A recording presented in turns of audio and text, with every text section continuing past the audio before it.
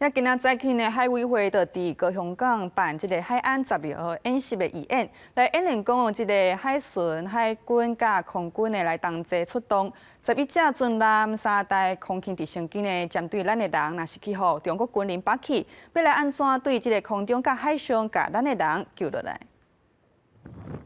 派无人机监控歹道状况，海巡军舰透过战术队形，偷偷接近防劫持的大皮轮，两只敌舰军艇挖进船身，遂开始救援行动。这是空中冒空勤直升机来到支援，准备救人。高雄港要办海岸12号演练，海委会伫初6早起先预演，请济军事迷来翕相。民众看到这壮观的画面，拢讲咱台湾的国防实力一点都未输人。整个的科目规划还有这个紧凑性，可能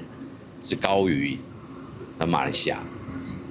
因为我们会做一个比较嘛，所以基本上我会有一个很高的期待值。那我是希望说，我们借由这种反恐的操演，那我们可以就是说，我们把各单位的，就是说不管是救灾或反恐的能量，做一个很整合的运用。一直在挑衅我们啊，那维护我们民众的安全、国人的安全。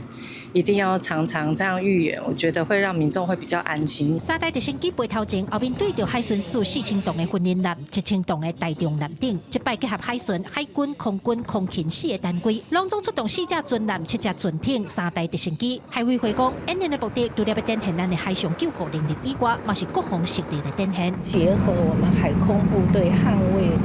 人民的生命安全的这一股力量的联合协作，所以有海军、空军。 有空勤跟海巡4个单位，海空一体来救护受伤、海上受伤受难的人民的生命安全。海委会表示，国家海洋日初8会伫高雄港正式起稿，早起是海岸12号演习，下晡伫海音馆有各种海洋相关的基本活动，而且嘛开放民众去训练舰参观，和民众近距离来感受海巡的实力。记者柯家族柯昭阳高雄场报道。